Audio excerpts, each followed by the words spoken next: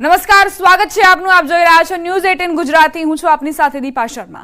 પહેલા વાત કરીશું અંધશ્રદ્ધાના ડામની.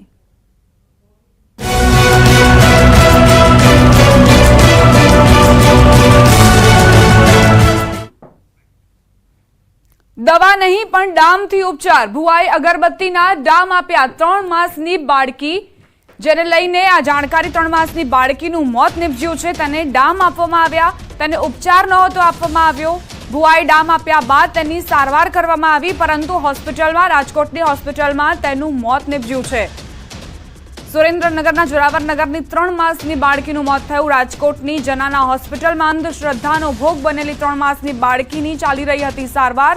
બાળકીને ભુવાએ અગરબત્તીના ડામ આપ્યા હોવાથી સારવાર અર્થે લાવવામાં આવી હતી. જોકે બાળકીના મોતનું સાચું કારણ પોસ્ટમોર્ટમ રિપોર્ટ આવ્યા બાદ જાણી શકાશે. બીજી તરફ મૃતક બાળકીના પરિજનોના નિવેદન બાદ સ્થાનિક પોલીસ દ્વારા કાર્યવાહી કરાશે. પરંતુ સવાલો એ ઉઠી રહ્યા છે કે 3 માસની બાળકીનું ભુવાએ ડામ આપ્યા બાદ મોત નિપજ્યું છે કે કેમ, કે પછી તે કોઈ ગંભીર બીમારીનો શિકાર બની. પરિવારજનોનો દાવો છે કે બાળકીના પિતાને ગંભીર બીમારી હોવાથી તેની અસરથી મોત નિપજ્યું છે. પરંતુ 3 માસની બાળકી, ફૂલ જેવી બાળકી, અને તેને ડામ આપવામાં આવ્યા અગરબત્તીના.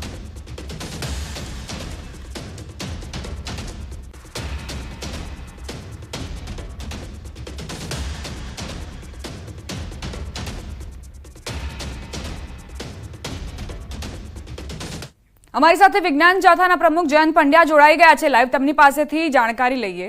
જયંતભાઈ, વારંવાર આવું બનતું હોય છે કે નાના નાના જે બાળકો હોય તેમને ડામ આપવામાં આવે, તેમને સારવારની જરૂર હોય, પરંતુ તેમને ભુવા પાસે લઈ જવામાં આવે. આ જે પ્રવૃત્તિઓ છે અથવા તો પરિવારજનોની આ માનસિકતા છે, તેને આપ કેવી રીતે જુઓ છો?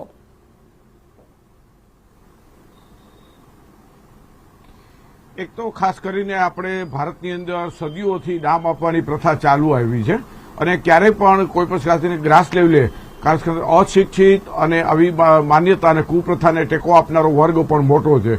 એટલે ડામ આપે તો એમ કે રોગ મટી જાય છે એવું વ્યક્તિગત માનતા હોય છે. પરંતુ આવા કિસ્સામાં મોટા ભાગે છે નાના માસૂમ બાળકો ભોગ લેવાતા હોય છે અને મોતને ભેટતા હોય છે. અમે છેલ્લા 33 વર્ષથી કામ કરીએ છીએ અને ડામ આપવાની પ્રથા ગુજરાત સહિત બીજા રાજ્યોમાં પણ પ્રવર્તે છે. ગુજરાતની અંદર તો પણ ખાસ કરીને સુરેન્દ્રનગર જિલ્લો છે એ ડામ આપવાની પ્રથાની અંદર અગ્રેસર છે એવું પણ અમે કહી શકીએ છીએ. અમે જોઈએ છીએ કે આપણે આ 21મી સદીમાં વિહાર કરીએ છીએ કે ક્યાં જઈએ. આપણે વિજ્ઞાન, ટેકનોલોજી ને મંગળ, ચંદ્ર ઉપરની વાતો કરીએ છીએ, ત્યારે આપણી માનસિકતા ક્યાં છે? અમે જ્યારે માસૂમ બાળકો છે, 3 માસના છે, 1 માસના છે, અને આ કુમળા બાળકો ઉપર હેવાનિયત કરવામાં આવે છે, ભુવા દ્વારા આવે છે, માન્યતાના પરંપરાના નામે કરવામાં આવે છે. આ કરુણ ઘટના છે. એમાં આપણે સૌ એટલા માટે જવાબદાર છીએ કે જાગૃતિનો અભાવ છે. ખાસ કરીને સરકારનું વલણ છે જે વૈજ્ઞાનિક મિજાજ વાળું હોવું જોઈએ, તેમાં પણ ત્રુટિ છે. આપણી જે એજન્સીઓ, સરકારી એજન્સી ગ્રાસ લેવલે સાચી હકીકત મૂકવામાં પણ નિષ્ફળ રહી છે. અમારા જેવી સંસ્થા છે જે લોકચળવળથી કામ કરે છે, એની પણ આપણે ખામી જોઈ શકીએ છીએ. આ બધા હોવા છતાં પણ આ બાળકી છે, જોરાવરનગરની બાળકી છે, અમે રૂબરૂ મુલાકાત કરી ત્યારે તે મોતને સામનો કરી રહી હતી. બંને બાળકો, એક બાળક હતો એ પણ મોતને આઈસીયુમાં હતો. અમે જાહેર કર્યું હતું કે આ બંને મોત સામે ઝઝૂમી રહ્યા છે. ત્યારે જોરાવરનગરની બાળકી છે, એનું મોત થયું છે. એના પરિવારજનો હતા, સહકાર આપતા નહોતા, સામેથી અસહકાર આપી અને ફરિયાદની વાતો કરતા હતા. અમે એને ખાસ કીધું કે અમે આ બાળકીને છે અમે માતાજીની જગ્યાએ લઈ ગયા હતા અને અગરબત્તી છે એના છાતી ઉપર પડી, તો એની છાતી કંઈ આ 3 માસની બાળકીની છાતી ખુલ્લી હોય એવું માની ન શકાય. પરંતુ એ એક જાતનો બચાવ કરતા હતા અને સહકારની ભૂમિકામાં ન હતો. અને અમે જોયું તેનું વલણ ટોટલી અંધશ્રદ્ધાનું પોટલું હતું. આખો પરિવાર અંધશ્રદ્ધાનું પોટલું હતું. અને આને કારણે આ બાળકી છે એને જીવ ગુમાવ્યો છે. આ બાળકીના જેટલા દોષિત છે એની સામે કડકમાં કડક કાર્યવાહીની જાથા માગણી કરનાર છે. અમે રૂબરૂ પણ આવેદનપત્ર આપી અને તેના કલેક્ટર, એસપીને મળીને આ સામે ઠોસ કદમ ઉઠાવવાની માગણી કરનાર છે. ભવિષ્યની અંદર કોઈ પણ આવા માસૂમ બાળકો ઉપર હેવાનિયત કરતા અટકે એવો અમે ચિલ્લો પાડવાના છીએ અને આવું પુનરાવર્તન ન થાય એના માટે પણ અમે ચિંતિત છીએ અને કાર્યવાહી કરનાર છીએ. અમે તાત્કાલિક અસરથી એના વાલી હોય કે ભુવો હોય કે માતાજીનો કોઈ સેવક હોય એની સામે એફઆઈઆર દર્જ થઈ અને તાત્કાલિક એની ધરપકડ થાય એવી માગણી કરનાર છે. આવા કરુણ કિસ્સાઓ વારંવાર બને છે. એમાં આ માનવજાત છે એની શરમથી માથું ઝૂકી જાય છે. અને આવા બનાવનું પુનરાવર્તન ન થાય એમાં આપ સૌ આપની ન્યૂઝ ચેનલ પણ અગ્રેસર છે અને સતત પ્રયત્ન કરે છે. છતાં પણ દર 15-20 દિવસે ગુજરાતની અંદર આવા અંધશ્રદ્ધાના બનાવ બને છે. ત્યારે આપણે જરૂર આપણી જે વિકાસની વાતો કરી છે એમાં આપણે ક્યાંક ખામી છે એવું કહી શકીએ છીએ.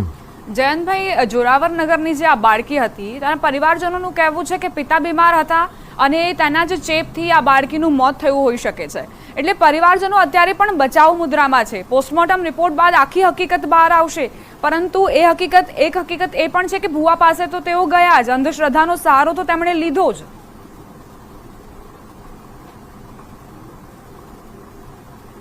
ખાસ કરીને આ પરિવાર છે, તમને હું દાવાપૂર્વક કહી શકું છું કારણ કે અમે એના વાલીને એના પિતાને મળ્યા છીએ અને એને ચોખ્ખું કીધું કે અમે માતાજી પાસે લઈ ગયા હતા, અગરબત્તી છે, રાખ છે, ખરી ગઈ.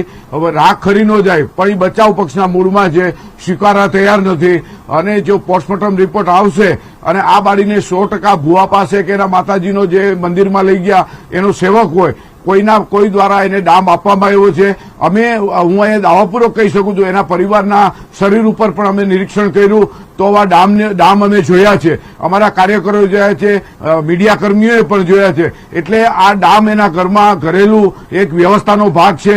એટલે એ તાત્કાલિક નહીં સ્વીકારે. માત્ર ને માત્ર પોલીસ છે, કડક કાર્યવાહી કરશે અને એના પરિવારજનોના બીજાના નિવેદન લેશે તો હકીકત સામે આવશે. સ્થળ ઉપર જે માતાજીના મંદિરે લઈ ગયા તેની મુલાકાત લેશે તો પણ સાચી હકીકત સામે આવ્યા વગર નથી રહેવાની. અમે પણ રૂબરૂ મુલાકાત કરી અને આ જે માતાજીનું સ્થાનક છે ત્યાં જઈ અને આ પરિવારને કાયમી નસીહત મળે એવી કાર્યવાહી કરનાર છીએ.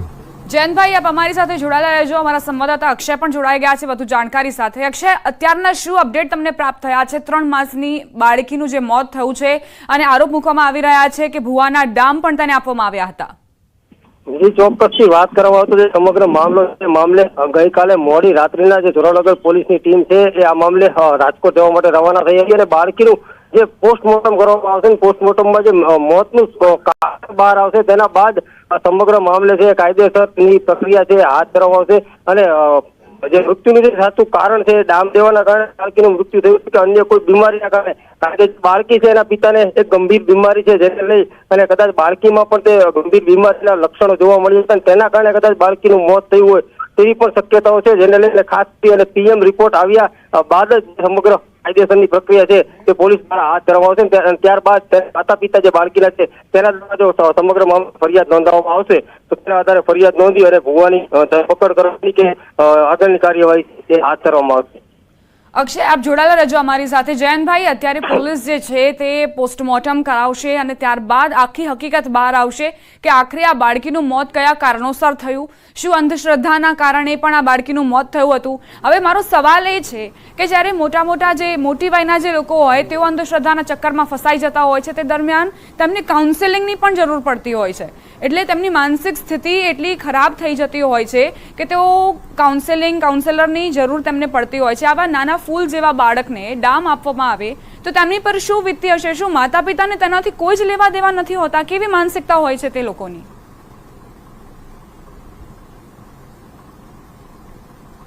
એ લોકો છે ને ખાસ કરીને અમે જોયું છે કે આવા મા બાપ હોય છે એ પોતાની દ્રઢ માન્યતામાં એટલા બધા બખમ હોય છે એ કોઈનું સાંભળતા નથી. એટલે આપે એક વાત મને ગમી છે કે કાઉન્સેલિંગની જરૂર છે, એને સમજ આપવાની જરૂર છે. એટલે આવું કરવાથી માની લો કે નિર્દોષ બાળક છે હોમાઈ જાય છે, આવું ન થવું જોઈએ. એના માટે માતા છે અતિ અથાગ મહેનત કરતા હોય છે અને બાળક માટે તલસતા હોય છે. ત્યારે આ માત્ર આપણી ભૂલને કારણે બાળક ખોઈ બેસી છે ત્યારે એની જેટલી નિંદા કરીએ તેવી ઓછી છે. અમે આ સુરેન્દ્રનગર પંથકમાં જોયું છે કે મોટી વયની જે નાનું બાળક હોય એને દૂધની તકલીફ હોય, સ્તનમાં દૂધ ન આવતું હોય તો ત્યારે આવા ભુવા દ્વારા ત્યાં ભાગ ઉપર એને ડામ આપતા હોય છે. એવા મેં અનેક કિસ્સા જોયા છે. એ જે મહિલા છે અમારી પાસે રજૂઆત કરતા હોય છે કે મને ભુવાએ કે આવા માતાજીના જે માનતા હોય એને શરીરના ભાગની અંદર છાતીના ભાગે 4-5 ડામ દઈ દે છે. તો એનું આખું શરીર છે ઉપસી જતું હોય છે ને એ વ્યક્તિ એટલો બધો પોકાર કરતી હોય છે, યાતના ભોગવતી હોય છે, અને જે મૂળ ડોક્ટર પાસે જવાની બદલે માસૂમ બાળકને દૂધ નથી પીવડાવતી શકી એમાં પણ ડામ આપે. આજે પણ આ પ્રથા છે. આવી કરુણ ઘટના બંધ થવી જોઈએ. સરકારે પણ માની લો કે એના એજન્સી છે, આરોગ્ય કેન્દ્ર છે, નગરપાલિકા છે, એને ગ્રાસ લેવલે આવા કાઉન્સેલિંગ કરી સમજ આપીને કાર્યક્રમો ગોઠવવા જોઈએ. સખી મંડળો છે, આંગણવાડીમાં આવા કાર્યક્રમો અમલમાં મૂકવા જોઈએ. તો જ આ અટકશે. અને આપણે લોકો પણ એટલા જવાબદારી, લોકોએ પણ આવા વ્યક્તિને સહારો આપવો જોઈએ. પણ તકલીફ ક્યાં થાય છે કે મા બાપની જડતાને કારણે તમે વિચાર કરો કે અમે હોસ્પિટલમાં હતા, પોલીસ હતી, તો પણ એના મા બાપ સહકાર આપતા નહોતા. તો આવા કેટલા અંધશ્રદ્ધાની અંદર ગળાડૂબ હતા. એના જે પરિવારજનો હતા એના અમે શરીરના ભાગમાં જોયું હતું, એમાં પણ ડામ હતા. તો આ નિર્દયપણે જે બાળક ઉપર ખાસ કરીને જે એના પર કરી છે એ માફ કરવા યોગ્ય નથી. અમે પણ પોલીસ સાથે પરામર્શ કરી અને કાલ જવાબદાર હોય. માત્ર ને માત્ર એના પિતા છે, એ તો બીમારી એના શરીર એવું લાગતું હતું, પણ તમે જોવો તો અમારી સાથે વાત કરતા હતા ત્યારે એ રોષપૂર્વક હતા અને કોઈ પણ હકીકત કરી બેસે એમ હતા. અમે અને મીડિયા કર્મીઓએ સમાધાનિક વલણ કર્યું, એને સહકાર ન આપ્યો. આવા અંધશ્રદ્ધાળુ હોય છે તે ગમે એના પર હુમલો કરતા હોય છે. અમે વિજ્ઞાન જાથા સતત પોલીસ અમને હૂંફ આપતી હોય છે અને સાથે રહેતી હોય છે. પણ આપણી જે જૂની માન્યતા છે, ઘર કરેલી છે, એના દૂર કરવા માટે લોક ચળવળ, આવા કાર્યક્રમો, સમજ કાર્યક્રમો અને સરકારનું વૈજ્ઞાનિક વલણ છે એ મહત્વનો ભાગ ભજવે છે. જયંતભાઈ, ક્યારેક ક્યારેક તો એવું પણ બનતું હોય છે કે પરિવારનો કોઈ એક સભ્ય વિરોધ કરે કે આ ડામ નથી આપવા, ભુવા પાસે નથી જવું, તો પરિવાર તેની જ સામે બાયો ચડાવી લે છે. એટલે ભુવાઓએ એવું બ્રેનવોશ કરે છે લોકોનું કે તે પરિવારના જ અન્ય વ્યક્તિની વાત માનવા માટે તૈયાર નથી, પરંતુ ભુવાની વાત માનવા માટે તૈયાર થઈ જાય છે. એટલે પોલીસ અને પ્રશાસનને એ ભુવાઓ સામે પણ લાલાક કરવી જોઈએ.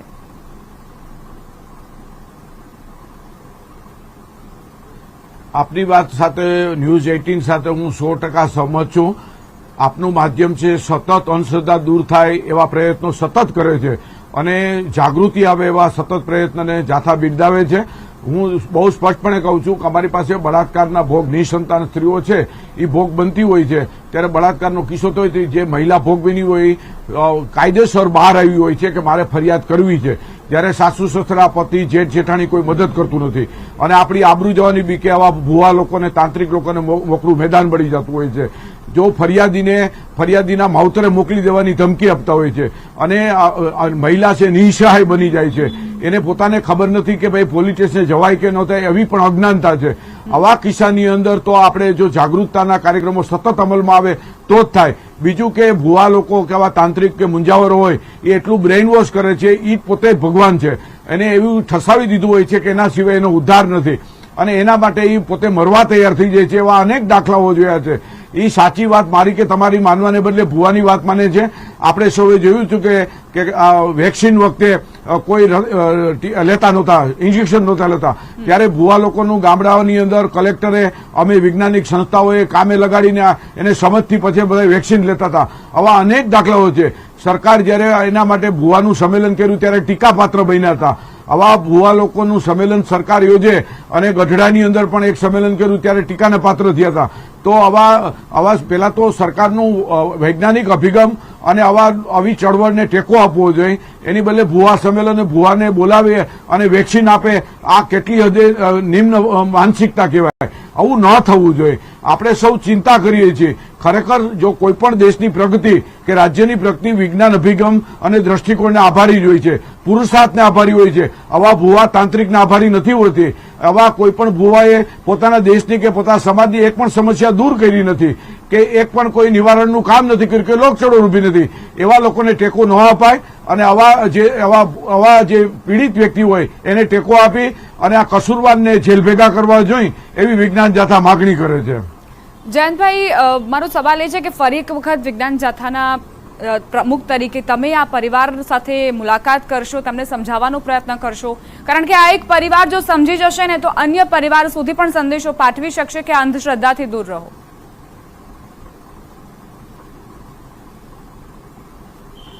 હું ન્યૂઝ 18 સાથે સહમત છું. અમે રૂબરૂ જવાના છીએ.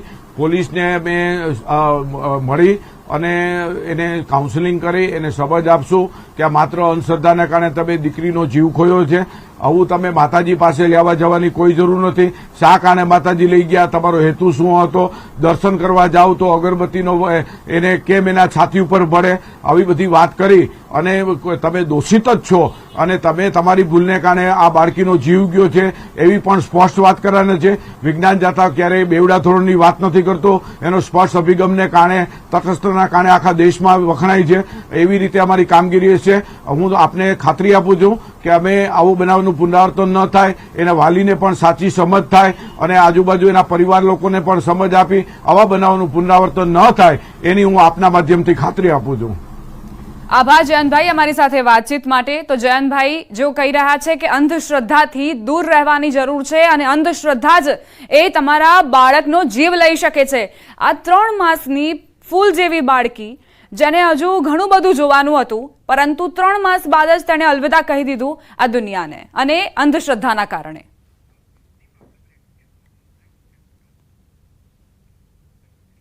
બુલેટિનમાં રોકાઈશું એક નાનકડા વિરામ માટે. આપ જોતા રહો ન્યૂઝ 18 ગુજરાતી.